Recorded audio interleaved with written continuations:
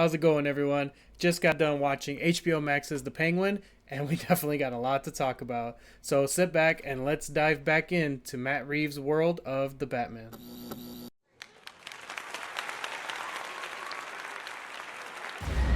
Look, everything you heard about me is true. I want what's mine. Power always comes at a cost. Trust me, it's just the beginning.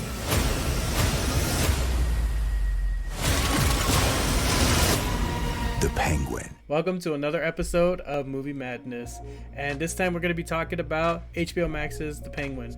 And I have to say, guys, you need to go and watch this show, because diving back into this dark, gritty world that Matt Reeves has created for the Batman, but seeing it through the eyes of a different character, is absolutely genius, honestly. And it's not just a show where you see the Penguin as the Kingpin we know him as in the comics, but this is how he becomes the Penguin. Basically, this is how Oswald Cobblepot actually transforms himself from just a soldier in the Falcone family to the notorious Penguin that we know from the comics.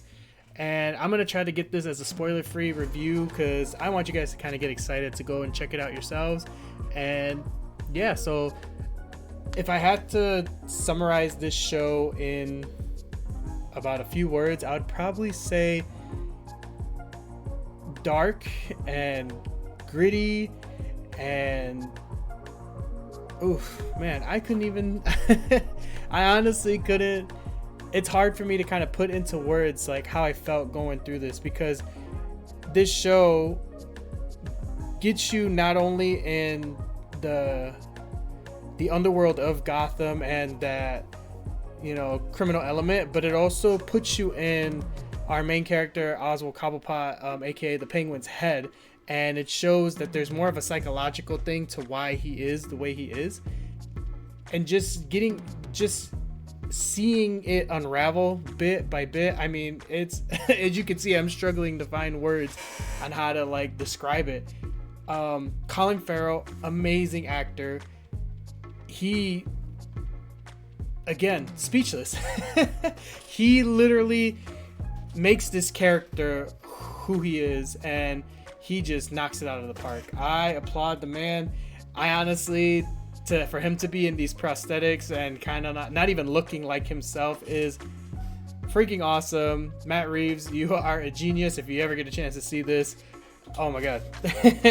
This is awesome. This is such a great take on these beloved characters that we know from the DC universe. And even though this is not necessarily connected to the larger DCU that James Gunn is working on, it is a great story, and it is a great entry into, you know, an Elseworlds storyline.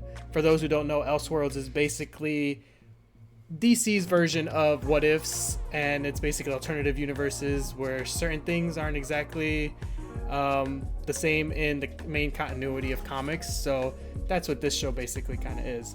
To not go too far down that rabbit hole, I want to also give kudos to the actress who is playing Sophia Falcone, Carmine's daughter. She is absolutely amazing in this show as well. And once you get introduced to her, you see that she's got this calmness to her, but behind her eyes, she just screams psychopath. She literally, like, you could just tell that there's something off about her. And you will get introduced to her and, you know, get a little bit more insight into her character. So I don't want to spoil that too much for you, but definitely check her out throughout this show, because I feel like she is going to be like the breakout star of this. Again, Colin Farrell, amazing. He's doing great. And let's see, we're also going to talk about a little bit of another character that gets introduced. It's a younger character. His name's Vic, and he basically becomes Oz's, let's say, underling in a way, like kind of like a mentor to mentor student kind of scenario with him. And again, such great chemistry between these actors and these characters, because as the show progresses, again, I'm not trying to give too much away, but as the episode progresses, you see that Oswald looks at this kid and also kind of sees a bit of himself. So he takes it upon himself to kind of like bring him under the fold, and man, what a crazy plan they hatch in this episode, especially by the end.